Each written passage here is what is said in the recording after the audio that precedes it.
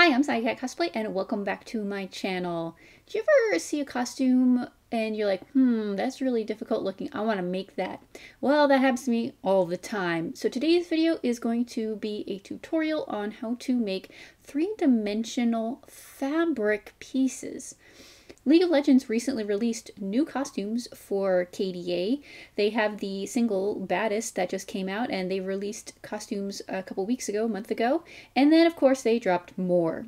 And Ahri has this really interesting shoulder spiky sleeve piece, and I went, oh, I want to try making that.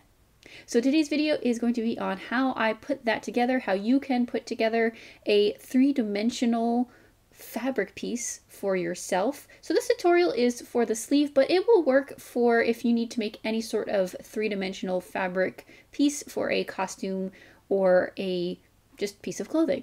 All right, let's go ahead and get into how I put this all together. For making Ahri's sleeve, I have a couple of different fabric options that I pulled out of my fabric stash.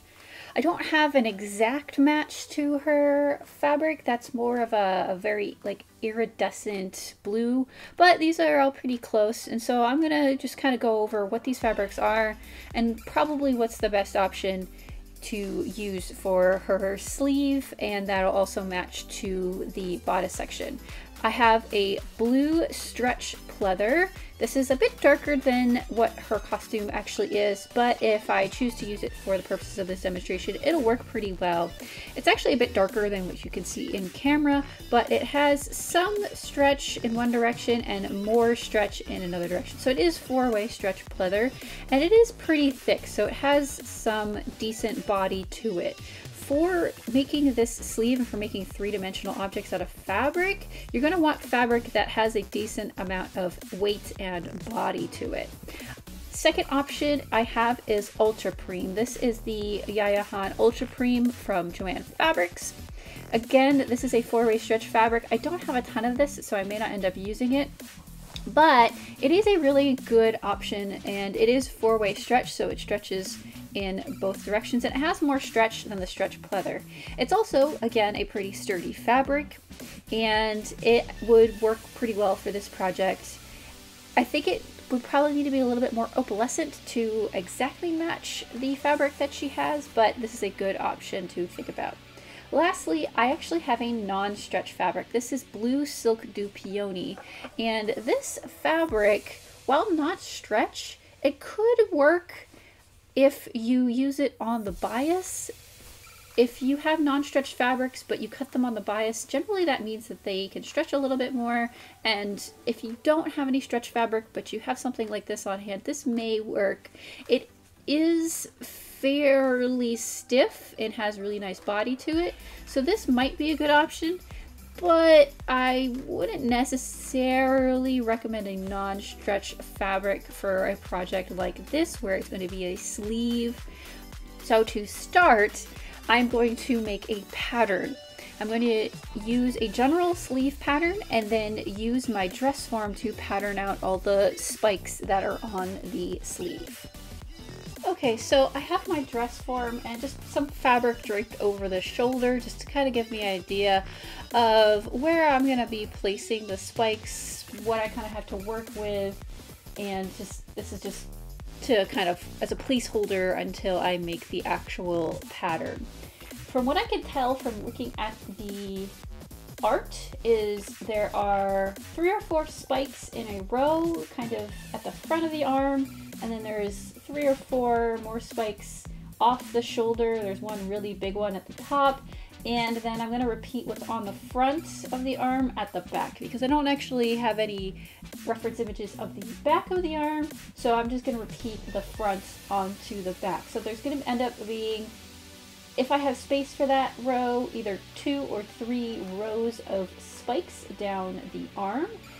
What I'm going to do is I'm going to make the patterns on the dress form. I'm going to, size them onto my own arm to make sure everything fits. Basically, I'm going to make a paper mock-up first and then make that in fabric.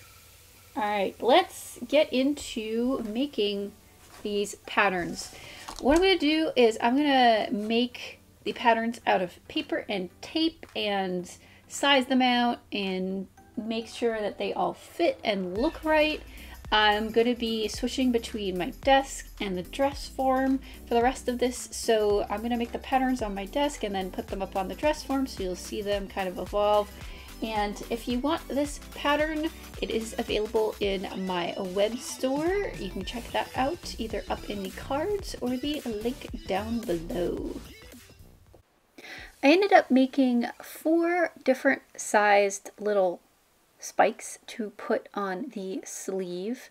I ended up only needing to make a pattern for the one that goes around the edges, so I made a basically 1+ inch on each side pyramid spike pattern. And then I made a larger spike in the middle, which is about 2.5 inches on each side, and then used that larger pattern to make 2 smaller spike. And so I only ended up needing to make 4 spikes, and then just used the 1-inch-ish spike pattern to make multiple spikies. Okay, so I think I have the general pattern and sizing figured out. What I'm going to end up doing is making 4 1-inch pyramid shapes in the front and in the back. So I only patterned out 1 because I don't want to make more than what I need. This is 2.5 inch and then slightly smaller and then slightly smaller. And then these will angle in towards this center row of 3. So there'll be 4, 3, 4. So there'll be 10 little spikes in total. I'm gonna map this out on an actual sleeve pattern and then figure out where things are going, how to sew those down, what I'm gonna end up interfacing these with, and go from there. All right, so this sleeve pattern isn't actually for this particular sleeve. This is a pattern that I made for Elvira a couple days ago, and you know what? It's been out on my desk and it's a sleeve pattern, so I'm just going to use it. I'm not going to make another one. I'm going to trace the pyramids out onto the sleeve to make sure that they all fit, that they look good, that everything is where it should be. My cat's just going to hang out in front of my camera, and then I'm going to, you know, give him some attention because that's what he wants. That's why he's hanging out in front of my camera. And I am then going to use this pattern to cut into my fabric. I decided to go with the Ultra Preme. I'm hoping that I have enough fabric. Spoilers, I have enough fabric to cut out the sleeve and all of the pyramid shapes. Cut out the sleeve and then begin the tedious process of cutting out tons of little tiny triangles. I need 8 of the 1-inch pyramid shapes and 1 each of the bigger pyramid shapes for 10 total, and each one has 4 sides, so 10 times 4 is I have to cut out 40 different pieces. And I need to make sure to cut them out with seam allowances. I want to give myself at least 1/4 inch seam allowance on each side. So for the 1-inch triangle piece, I'm going to cut out a fabric guide piece. So I'm going to trace around my pattern, add in the seam allowance, and use that to trace out all of the pieces that I need. Pro tip, you might want to label your pieces on the inside of the fabric so that you don't lose track of how many you've made, and you can keep these hopefully somewhat in order. With a fabric like Ultra Preme, where it's a non-porous fabric, you can very easily just use normal pencil or pen to mark your fabric. It doesn't bleed through to the other side, so I'm just using straight up ballpoint pen to trace these onto the fabric. If you have a fabric marker or fabric chalk that you want to use, that works awesome, and that's probably the correct way to do it. I just am lazy and I have a pen in my hand. So we are going to trace all these things out, make sure that you have enough fabric. I'm fitting these together pretty closely. That makes it easier to cut out in the end. And hopefully I have enough fabric. Yes, I have enough fabric. I was a little worried there for a bit, but I ended up having enough. I'm cutting all of these out and tracing all of these out without interfacing them. And that's because I decided to use a bit of batting or polyfill to fill these spikes instead. There's multiple ways you could go about making these pieces three-dimensional and stand up off the sleeve. You could use foam to give this structure, like make 2mm foam pyramids. You could use upholstery foam and cut it into a little pyramid shape. You could interface the fabric with a really stiff interfacing. I choose to use polyfill because I have a lot of it hanging out in my workshop. And that means I don't have to mess with any interfacing or make little foam triangles. I decided that this was the quickest and easiest method for the purposes of making this sleeve. So I went with polyfill and just tracing these things out onto the fabric, cutting them out, and sewing these all together. First step in putting these together was to sew up one side of the four sides of the pyramid. To do this, I just chained them through my machine. Chain sewing is when you just keep feeding things through your machine, even if they're separate pieces. This is a fast way to get a lot of little bits of things sewn without starting and stopping and cutting thread. And then once those are all put together, it's time to put the two sides together. So I'm going to clip the two sewn pieces to another two sewn pieces, right sides together, and then sew that seam shut. And that's going to give me a little pyramid. Now I'm going to trim all of the excess seam allowance to make these easy to turn inside out and have nice pointy tips. There's a lot of steps in making something like this that are kind of repetitive and tedious, but that's just kind of par for the course when you're making something with a lot of little details on it. So you're going to sew these all together, trim everything down, turn them inside out, and do a lot of prep work in order to get these attached to the sleeve.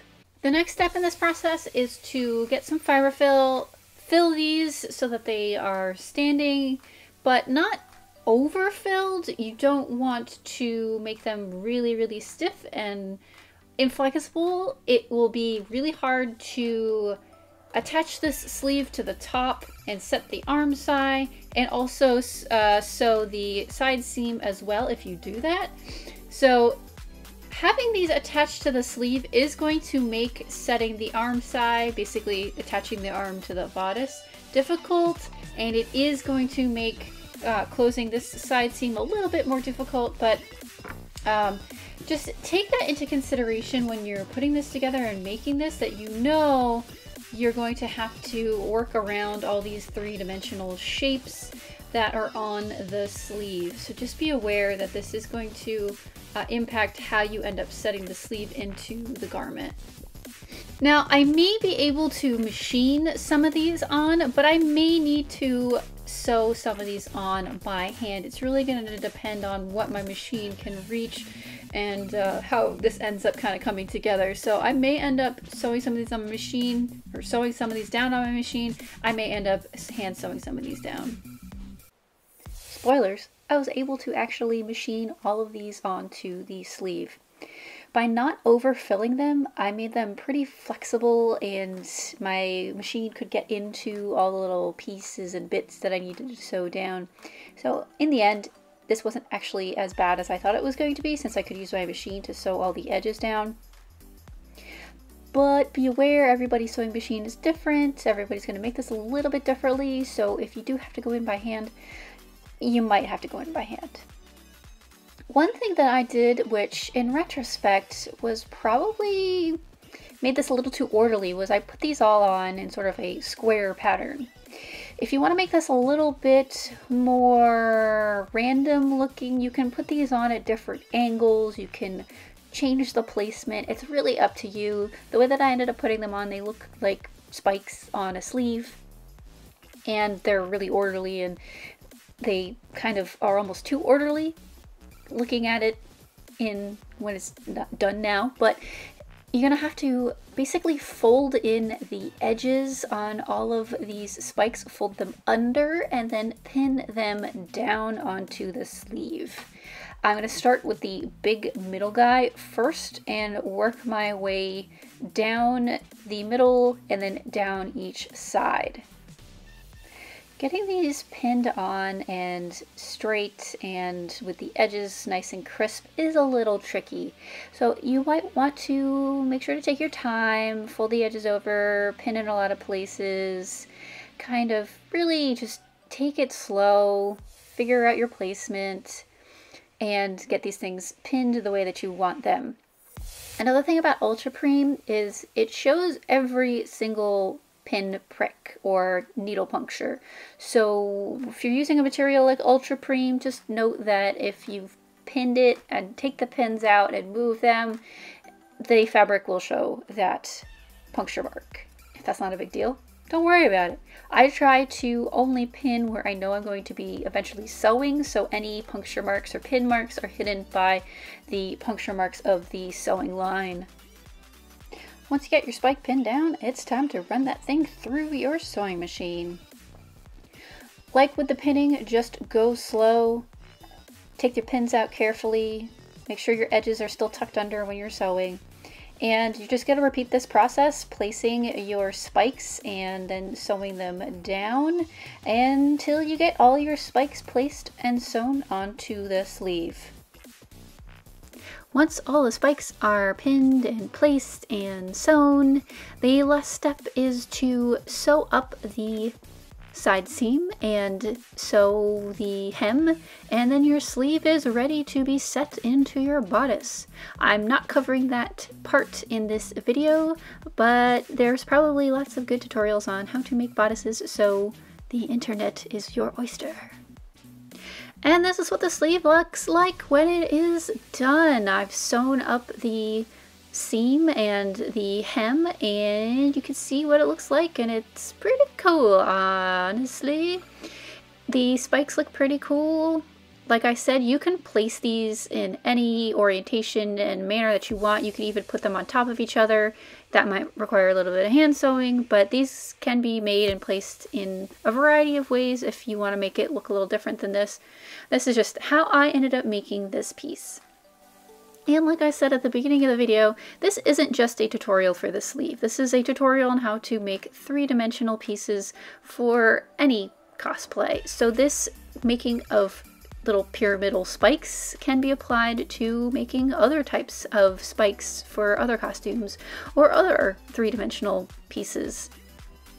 This hopefully has been useful in your quest to make Ahri or another costume, and that is the sleeve. Thank you so much for watching today. If you have any additional questions, please don't forget to leave a comment down below. Don't forget to hit that subscribe button and bell notification for the next time I put up a new video. Thanks for watching, and I'll see you folks later.